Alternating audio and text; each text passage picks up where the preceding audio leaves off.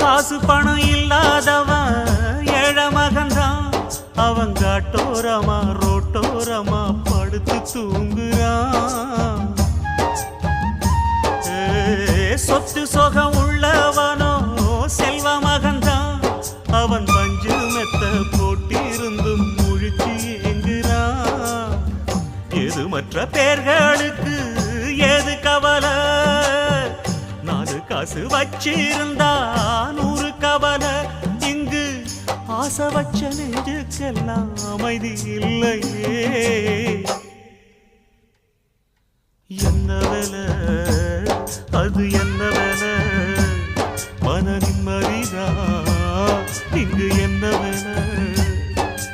எந்த கடை அது எந்த கடை? அதை விற்கிறது